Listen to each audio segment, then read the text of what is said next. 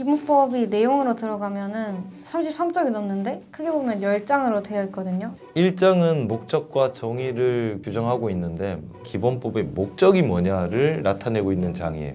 1.5도씨 이내로 지구 온도가 올라가는 것을 막아내겠다라는 것을 목적으로 하고 있는 거죠. 하나가 이제 눈여겨봐야 될 건 기후 위기라는 것이 정의가 됐다는 거예요. 예전에 저탄소 녹색성장 기본법 같은 경우는 기후 위기라는 이 네 글자가 안 적혀 있었어요. 11년 전만 해도 인식이 우리가 부족했던 거죠. 그때는 기후 변화만 있었어요. 지금 우리는 10년이 흘러서 이 변화에 대해서는 보다 심각하게 생각하고 있다는 것은 분명한 것 같아요. 이 장은 국가 비전과 온실가스 감축 목표인데 1.5도씨 이내로 우리가 최대한 저지하기 위해서 국가 비전은 2050년까지 탄소 중립을 달성하는 것을 국가 비전으로 하고 있고요.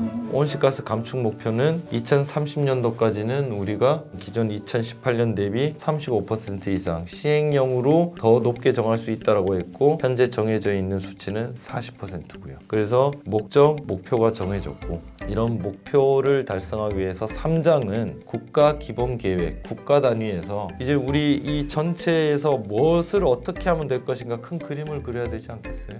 그게 이제 3장에서 어떤 내용들이 들어가야 됩니다라는 걸 정해놓은 겁니다.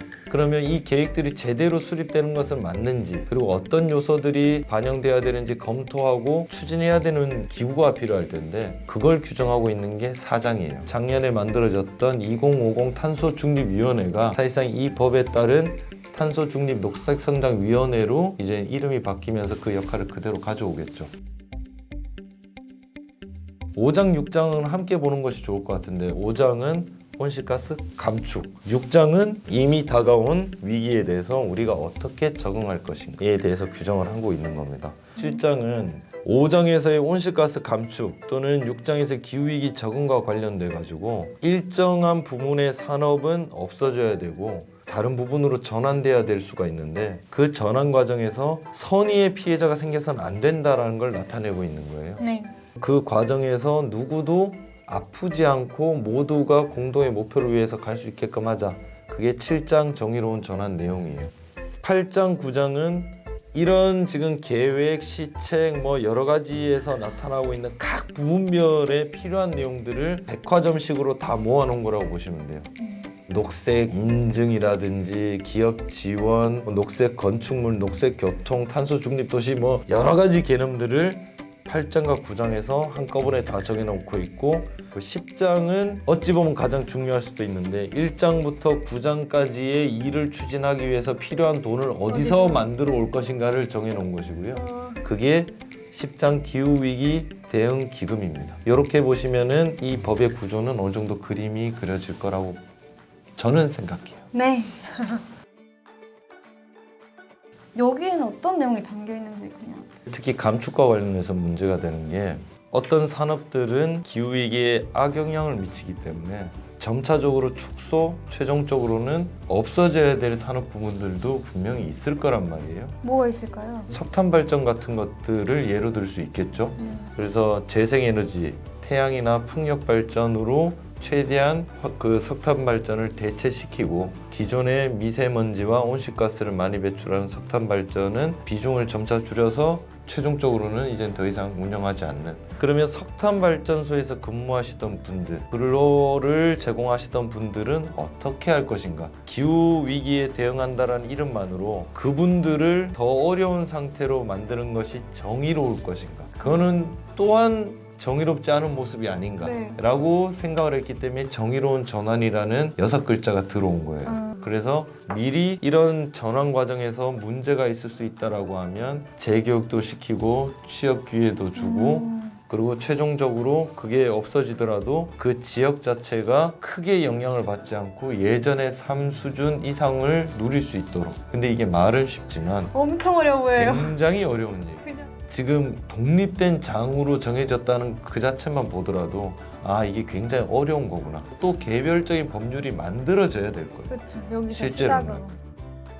10장은 조금 별도의 얘기예요. 어떤 일을 하려고 하면 가장 중요한 것 중에 하나가 돈이에요. 돈이 없으면 사람을 움직일 수 없고 자원을 끌어올 수가 없거든요. 그래서 지금 이런 목표 달성을 위해서 필요한 돈을 어떻게 만들 것인가. 그게 마지막 장의 얘기예요. 기후대응 기금. 탄소 인지 예산 제도. 국가나 지방자치단체에서 예산을 편성하고 집행하는 데 있어서 이것이 탄소 중립에 기여하느냐 안 하느냐에 따라서 예산을 더 많이 배정할 수도 있고, 이 항목은 탄소 중립에 저해되는 사업의 예산이야. 그러면 감축할 수도 있는 거예요. 그냥 경제성으로만 예산을 편성하는 거하고는 좀 다른 개념이라고 봐야 될 거고. 예산이 필요한 사람들도 탄소에 관해서 그쵸. 하려고 노력을 많이 하게. 바로 그거죠. 어떤 일을 하려고 하면 이제 필수적으로 고려해야 할 수밖에 없는 게 탄소 중립, 기후 위기가 된 거예요, 사실은.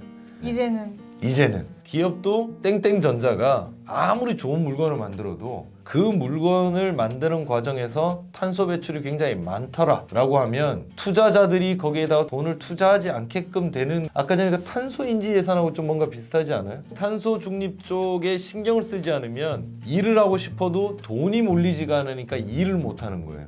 기업도 마찬가지인 거죠. 이 탄소인지 예산이 전체 예산에 다 그렇게 포함이 되는 거 아니면 일정 규모. 이를테면 국방이라든지 시행령 같은 데서 이제는 규율이 되겠죠. 그럼 이렇게 들어보니까 기본법에는 기후위기 대응을 위한 목표, 그리고 누가 할지, 어떻게 할지, 그리고 무슨 돈으로 해야 할지가 나와야 한다는 말씀이신 그렇죠. 거죠? 네, 맞습니다.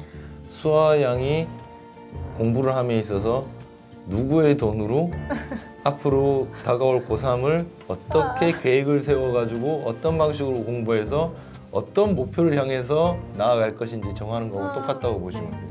정치와 법을 배운다라고 하셨으니까 시행령이 뭔지 혹시 아시나요? 아니요. 하도 저한테 질문을 하셨기 때문에 저도 역공을 한번 령이니까 대통령령, 부령 이런 거는 그냥 배웠는데 시행령이 뭔지 그걸 배우셨다라고 하면은 사실은